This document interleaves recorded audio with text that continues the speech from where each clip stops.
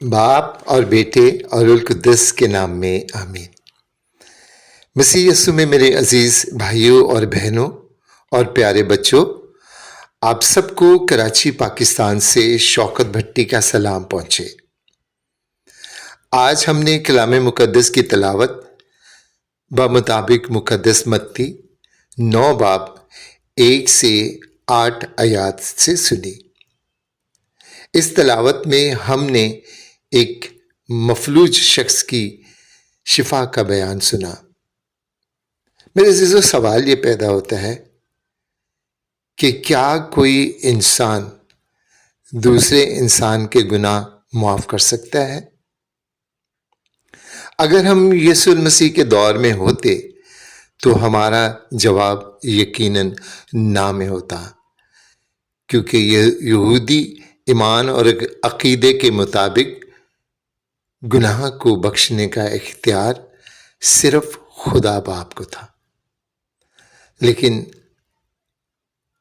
باب 8 اور باب 9 میں یسوع المسیح کے کاہن ہونے، شفا دے کر انسان کو اثر نو خلق کرنے اور گناہوں کو معاف کرنے کا پیغام اور خوشخبری پائی جاتی ہے۔ خدا یسوع مسیح نے یہ اختیار کلیسیا کو اور کلیسیا نے اس کا کچھ اختیار ہمیں بخشا ہے۔ کفرنہوم میں مفلوج کو شفا دینا یسوع المسیح کے معجزات میں سے ایک ہے جو تینوں اناجیل میں لکھا گیا ہے، یعنی مقدس متی 9 باب 1 سے 8 آیات میں، مقدس مرکز 2 باب 1 سے 12 آیات میں، اور مقدس لوکا 5 باب 16 سے 26 آیات میں تفصیلاً لکھا گیا ہے۔ آج کی تلاوت کے 2 اہم حصے ہیں۔ پہلا حصہ کہ خداوند یسوع المسیح کا نہ صرف فطرت پر، انسانی بیماریوں پر، زمین و آسمان کی سلطنتوں پر، بلکہ گناہ کو معاف کرنے کا بھی الہی اختیار بخشا گیا ہے۔ آج کی تلاوت میں ہم نے دوسرا حصے میں یہ سنا کہ یہودی پیشواؤں کی طرف سے یسوع المسیح کی پہلی مخالفت کی گڑگڑاہٹ دیکھی۔ گو مقدس متی کی انجیل کے 9 باب میں ایک ہلکی سی چنگاری ہے، مگر مقدس متی 27 باب میں یہ مخالفت اور نفرت کا الاؤ بن گئی کہ وہ پکار کر پلاطس کے سامنے کہنے لگے کہ اس کا گناہ ہم پر اور ہمارے بچوں پر۔ اس لیے میرے عزیزو، آج کی انجیل مقدسہ میں یہ درس بھی دیتی ہے کہ ہنڈیا کو اتنا گرم نہ کرو کہ مبادا کنارے ہی جلنے لگے، یعنی نفرت کو ہوا نہ دو کہ آخر کار آپ خود ہی جل کر ہلاک ہو جائیں۔ آج کی انجیل مقدس میں پہلا درس یہ ہے کہ خداوند یسوع مسیح ہمارے دلوں کا حال جانتا ہے۔ اس نے 4 دوستوں کے دلوں کا حال جانا۔ اس نے مفلوج کے دل کا حال اور بیماری کی وجہ کو جانا۔ اس نے فقیہوں اور فریسیوں اور ہجوم کے دلوں کا حال بھی جانا۔ اور میرے عزیزو، وہ میرے اور آپ کے دلوں کو بھی جانتا اور جانچتا ہے۔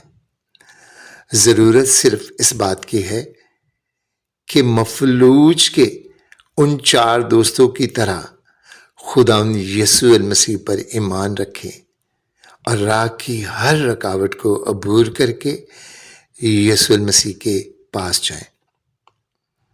آج کی انجیل مقدس کا دوسرا اور اہم سبق یہ ہے کہ خداوند یسوع المسیح ہمیں مکمل شفا دیتا ہے، جبکہ لوگ ادھوری شفا چاہتے ہیں۔ لوگ حتیٰ کہ مفلوج شخص کے صرف بدنی شفا کے خواہاں تھے۔ جبکہ یسوع المسیح بدنی شفا کے ساتھ ساتھ روحانی شفا بھی دیتا ہے، ایک مکمل شفا۔ تو خداوند یسوع مسیح سے ادھوری شفا نہیں، مکمل شفا کی درخواست کریں۔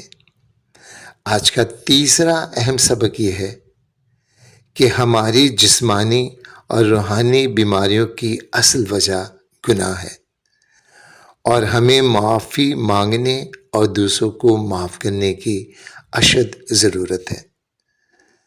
ہم خدا تو نہیں بن سکتے، لیکن جب ہم دوسروں کو معاف کرتے ہیں تو خدا کی جلالی قوت کا حصہ ضرور بن جاتے ہیں، اور یوں ہم زمین پر خدا کی بادشاہت قائم کرتے ہیں، اور خدا کا راج ہمارے دلوں میں قائم ہو جاتا ہے۔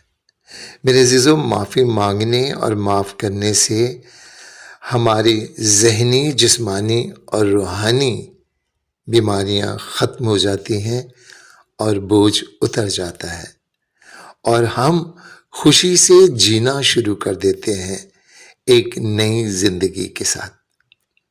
یہ مفلوج شخص مردے کی مانند تھا، کیونکہ اسے 4 شخص چارپائی پر ڈال کر اٹھا کر یسوع المسیح کے پاس لائے، جیسے مردے کو 4 لوگ ہی کاندھا دیتے ہیں۔ یسوع المسیح نے گناہ میں مردے شخص کو اس کے گناہ معاف کر کے اور اپنے جلالی کلمہ کی قوت سے شفا دی، زندگی دی۔ مزمور 32 میں لکھا ہے، مبارک ہے وہ شخص جس کا گناہ بخشا گیا اور جس کی خطا ڈھانپی گئی۔ اس لیے میرے عزیزو، گناہ کی ہولناکیوں کو سمجھ کر ان سے کنارہ کریں اور اپنے گناہوں کا اعتراف کریں، اپنے گناہوں کی معافی مانگیں اور دوسروں کو معاف کریں، تاکہ ایک مکمل شفا ملے۔ میرے عزیزو، اپنے خاندانی رنجشوں کو بلا کر میل ملاپ کی فضا قائم کریں، کیونکہ خداوند یسوع نے مفلوج کو یہی کہا کہ اپنے چارپائی اٹھا کر اپنے گھر جا۔ آپ بھی اپنے گھر جائیں، گھر کے لوگوں سے میل ملاپ کریں، اڑوس پڑوس سے پیار و محبت کریں، ان کی خطاؤں کو معاف کریں، اپنے گناہوں کا اقرار کریں۔